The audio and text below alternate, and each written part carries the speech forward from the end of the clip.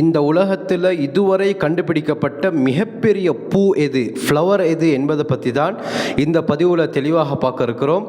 சேனலுக்கு ஃபர்ஸ்ட் தடவை வந்திருந்தால் மறக்காமல் சப்ஸ்கிரைப் பண்ணிக்கோங்க, மற்றவங்களுக்கும் ஷேர் செய்யுங்க, அதிக பயனுள்ளதாக இருக்கும்.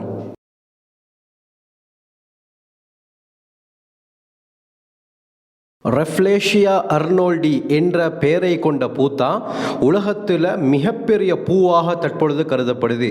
இந்த பூ இந்தோனேஷியாவுடைய மேற்கு சுமத்ராவில் தான் பூத்திருக்குது. இந்த உலகத்தில் இதுவரைக்கும் பூத்த பூக்கள்லேயே மிகப்பெரியது இந்த ரஃப்லேஷியா அர்னோல்டி தான் என்பதாக தாவரவியல் விஞ்ஞானிகள் சொல்றாங்க. அடுத்தது இந்த பூவுடைய அகலத்தை பார்த்தா 4 அடி 10 சென்டிமீட்டர், சில பூக்கள் 5 அங்குலம் 12 சென்டிமீட்டர் வரை வளருது. இந்த பூக்களுடைய எடையை பார்த்தா சில பூக்கள் 7 கிலோ வரை இருக்கும், சில பூக்கள் 11 கிலோ வரை எடையுள்ளதாக இருக்கும். இந்த பூவுடைய இதழ் 66 மில்லிமீட்டர் தடிமன் கொண்டது. இந்த பூவுடைய விட்டத்தை பார்த்தா 100 சென்டிமீட்டர் 40 அங்குலம் கொண்டது.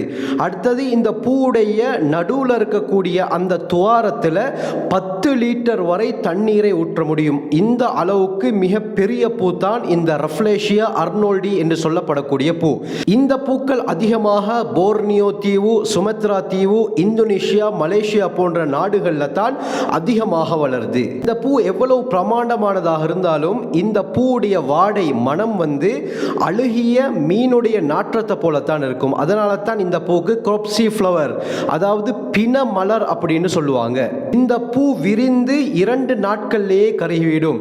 இது எவ்வளவு பிரமாண்டமான பூவாக இருந்தாலும் இந்த பூவுடைய ஆயுட்காலம் வெறுமனமே 1 வாரம் தான். அடுத்தது இந்த பூ ஒட்டுண்ணி வகையை சேர்ந்ததினால பிற தாவரங்களோட ஒட்டி கொண்டு தான் வளருது. இதுக்கென தனியாக இலையோ தண்டோ வேரோ கிடையாது. அப்ப இது வளரப்போக்குல எந்த தாவரத்தோட ஒட்டி கொண்டு வளருமோ அந்த தாவரத்துடைய நீரையும் பிற சத்துக்களையும் இது எடுத்துக்கொள்ளுது. பூக்கள் பூத்து அப்படியே வெளியே வரப்போக்குல தான் இது இன்னொரு தாவரத்துடைய ஒட்டுண்ணி என்பதாகவே தெரிய வரும் என்று தாவரவியல் விஞ்ஞானிகள் கூறுறாங்க. இந்தோனேஷியா, மலேசியா மொழிகளில் இந்த பூவை பத்ம ரக்ஷசா என்று சொல்றாங்க. எனவே இது போன்ற சுவாரஸ்யமான பல விடயங்களை நீங்க அறிந்து கொள்ள வேண்டுமா? எங்க சேனலை சப்ஸ்கிரைப் செய்யுங்க, மற்றவங்களுக்கும் ஷேர் செய்யுங்க. இதை பற்றி பேசினா நல்லா இருக்கும்னு நீங்கள் விருப்பப்பட்டால் கமெண்ட் செக்ஷனில் மென்ஷன் பண்ணுங்க, அதிக பயனுள்ளதாக இருக்கும்.